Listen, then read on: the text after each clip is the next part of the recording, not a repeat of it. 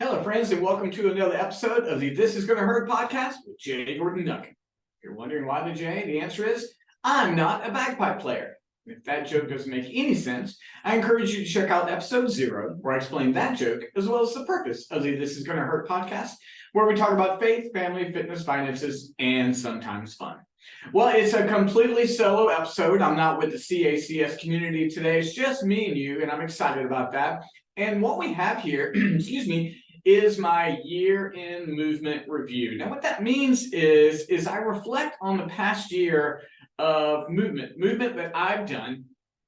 And the reason I share that is, one, it gives me a chance to reflect, gives me a chance to be, thankful. And it also gives me a chance to encourage you, inspire you to move as well. But before we hop in, as always, I've just got to say thank you so much for watching and listening, especially your feedback on the last episode. But let's jump right in. Now, if you've ever followed me online or the This Is Gonna Hurt podcast, you know that 99% of my movement is running. I'm absolutely passionate about running. It plays a vital part in my day-to-day mental health. It helps me in my battle with epilepsy, and I love tackling some goals. And you guys have been with me all along the way as I've done things like try to qualify for the Boston Marathon and run it. And so what I do here is, this is mid-December, and I just sit and reflect and I look back on what the year has been like. Now, I hope to record a couple more of these episodes reflecting on the books I've read and things like that. But today I want to talk about movement. Now, real quick, I'm going to take a sip of coffee. Forgive me, I realized I poured it just before I got on and I didn't want it to go to waste. So this year I entered completely healthy. I ended 2022 with not a great Richmond Marathon, but a real, just a blast running the Big Land 10-7. But I started this year with some big goals. I started 2023 wanting to just capitalize, forgive my pun, on my fitness and move on into a marathon. And I had been invited by a friend of mine named Ty, a really just super runner, to run the Island Marathon down on the beach of North Carolina. And this is a super flat marathon.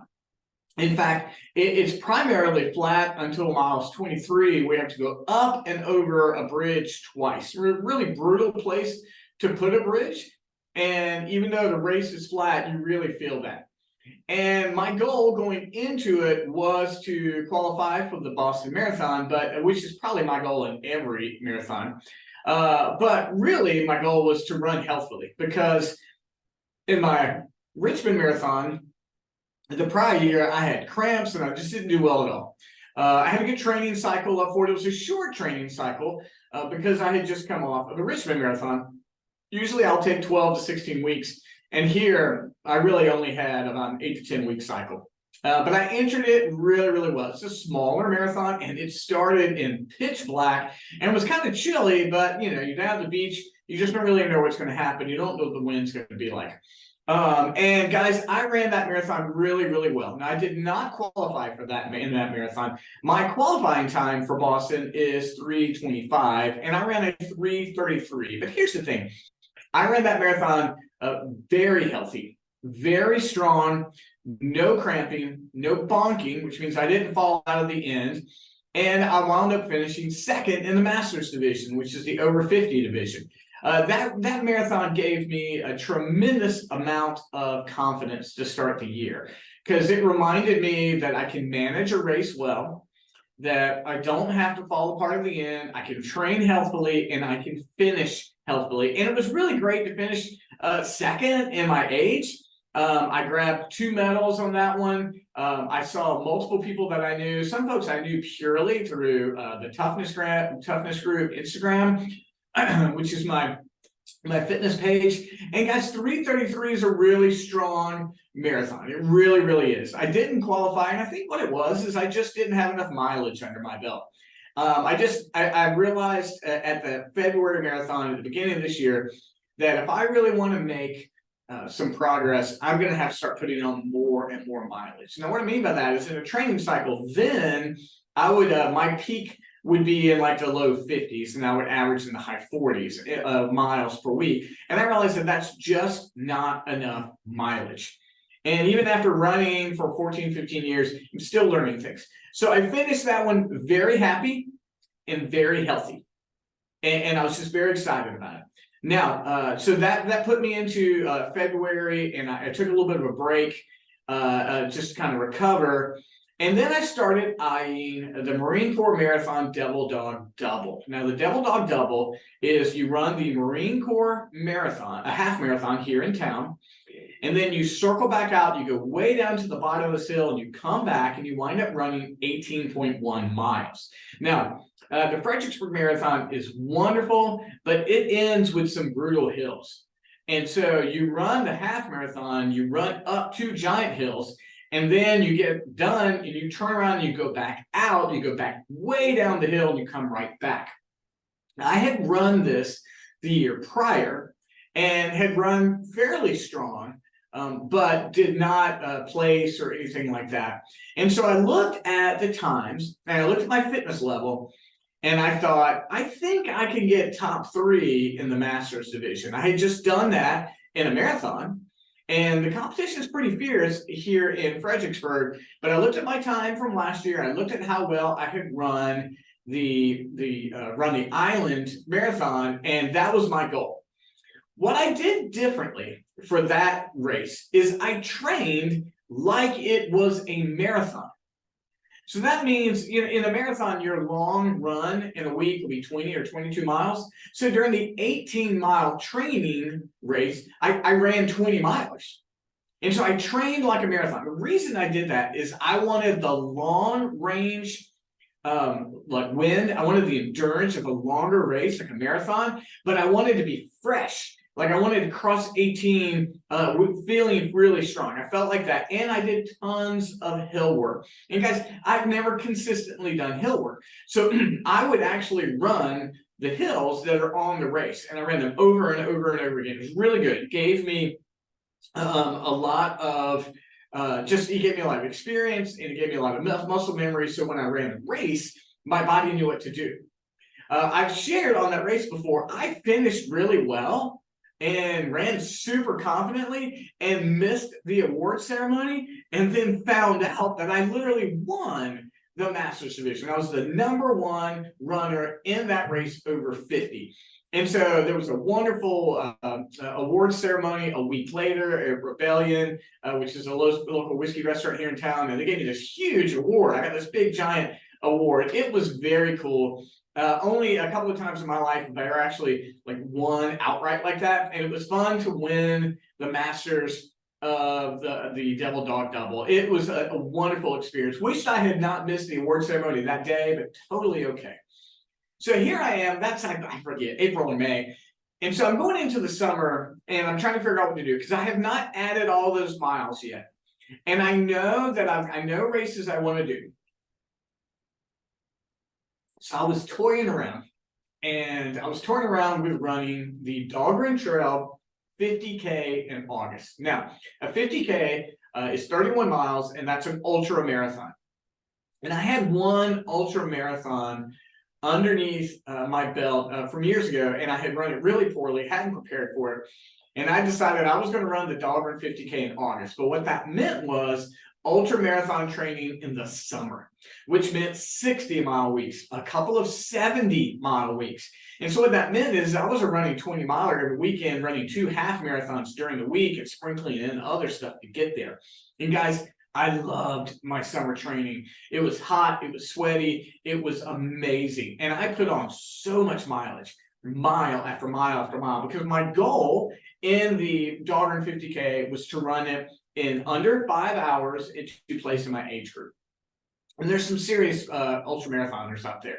And guys, I've shared that story before. I don't remember what my final place was. I remember that I came in 3rd in my age group, and I ran a 5:06. And I'm not really upset that I went over 6 minutes because I ran that race solid. I never cramped, which is amazing to do 31 miles in the heat like that. I had to learn how to run with a hydration pack, which I'm not used to doing. And it was a spiritual experience. I mean, when you're at mile 29 and you're just forcing yourself to step, it's just you and God out there. The joke is, if you want to get to know yourself, run a marathon. If you want to talk to God, run an ultra marathon. And I definitely felt it that day. Amazing experience. I mean, like truly spiritual experience. But then here I'm in August, and I know that I've got the November Richmond Marathon every year for my birthday. And again, I enter into a marathon season wanting to qualify for Boston. So I took a couple of weeks rest, and then it was time to jump into marathon training season. And here's where I began to really experience some obstacles. The obstacles early in the year were just, can you be disciplined enough to do it? Here, I had an amazingly difficult time switching from endurance distance mileage to speed work. Now, a 26 miler is still an endurance race, but if you want to run well, you've got to do a lot of speed work. And that means Monday intervals. That means a lot of Wednesday mid-tempos. And it just took my body a long time to get its speed back. But I was adding on the mileage, man. I'm hitting the 60 miles. I'm trying, I really did. Like I did what I wanted to do. And I was hitting the 60 milers and hitting the 60 milers. My 20 milers in training really weren't that strong. And it really took me about 8 weeks to feel any progress.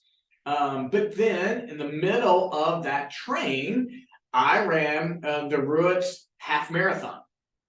And I came in second overall in the Ruitz race, and that one's second overall. Also running those same hills from the Dahlgren Trail. And when I did that, I thought, I am feeling great. In fact, that was one of the more confident and strong races I've ever run in my entire life. So that race in prep for Richmond made me have a lot of confidence. And so I held up really well, no injuries.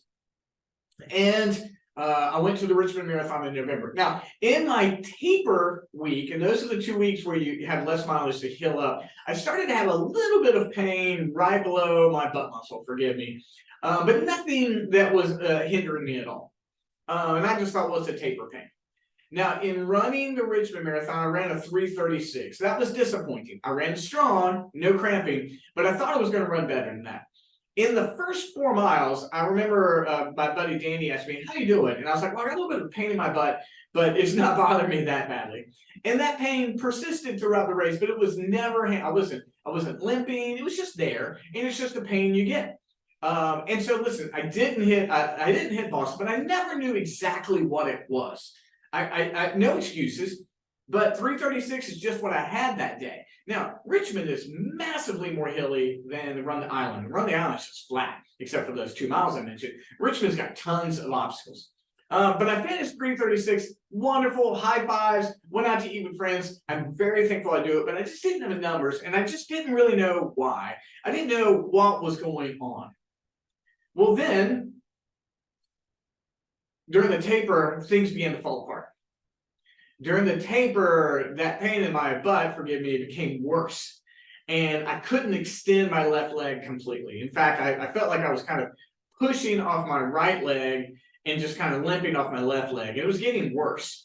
And I mentioned online that last week I ran the Run Big Land 10-7. I came in second. That's a brutal trail race. And I entered into it not very strong. And there were sections that I was limping, and I didn't have my sprinting power. There were several times I had a chance to overtake the leader, and I had no sprinting power. Just that leg was just not going to do it. Very happy with my second place finish, but that's all I had. I couldn't do any more than that. And so where I'm at now is I can't run. I went out for a 1 mile run the other day, and the pain in my left leg is too great. I've got a doctor's appointment next week. But this podcast is not about my injury. This is going to be, I think, my best running year ever. I mean, let me look at my notes here. Second in age on Run the Island, Masters champion Devil Dog, third in my age, Dahlgren, 3:36 at Richmond, second place overall at Ruitz, and second place in 10-7. Great year. Most mileage I've ever done. I hit an all-time. I'm going to hit around 2,200 miles this year. That's probably part of the injury right now. It's an overuse injury, I'm guessing. Then I'm going to go next week. I'm not overly worried. I've got the end of the year to rest and recover. I'm focusing things on like stretching, strength training, and yoga right now, but I'm not running. I just can't, and I'm just going to take this time to heal up. But friends, my encouragement to you is this. I share this one because I need to look at the year. I need to go back, and this is the most recounting I've done. This is the only time I've sat down and actually recounted the years. This is the first time I've actually written what did I do this year, right? But for you, my encouragement to you as you approach the new year is if you don't have a discipline of movement, you're not going to be healthy in the areas of your life. You don't have to run, you don't have to do swim, you just need to move. One of the things we've always said at Toughness Groove, my fitness page, is we just respect all movement. If you're moving, we respect it. And guys, find your movement, find anything, start small. Start with standing up and moving every 15 minutes or every after hour, every hour. If you have had a discipline of exercise and movement before and you've fallen off, start now. Don't wait till January 1st. But you will find that when you move your body, it's going to move your mind. It's going to release very healthy drugs in your brain. Very healthy. Instead of dopamine hits, you're going to get serotonin, which transforms you. In stretching and movement and yoga, things like that, prevent injuries that set you back for months. Guys, my great encouragement to you as you go into next year is to move in a healthy way so that you can be healthy in other areas. I know when I get up in the movement in the morning and I get that movement in, it gets my mind and my body kick-charged for so many other areas. Me, I'm listening to podcasts, I'm listening to audiobooks, it's feeding so many other things where I'm silent. Guys, my encouragement to you is to move. Thank you for listening to my year in review. I wanted to share it in a way that didn't sound overly selfish. I needed the opportunity to just kind of walk through what did I do this year? And I've got a lot to be thankful for. Just reading through this, even though I can't run right now, is let me be thankful and then set my eyes on next year. I don't know. My brain, I only know of 2 races I'm going to do next year. I know I'll do more, but I haven't decided on them. But right now, my focus is rest, recovery, and gratitude. Guys, for you, rest, recovery, and gratitude is always immensely important. However, I also encourage you, start moving. Start moving a little bit every day. Don't be ashamed about what you can do now. Just do a little bit every day, and eventually you'll be able to do more as you go along. So guys, we talk a lot about business here at the This Is Gonna Hurt podcast, but I don't want to forget the fitness part. Let's start moving every day, even if it's small, and build to make a better you. Guys, thanks for listening to my story, even if you're not a runner, and I can't wait to talk to you again. See you next week. Thanks so much.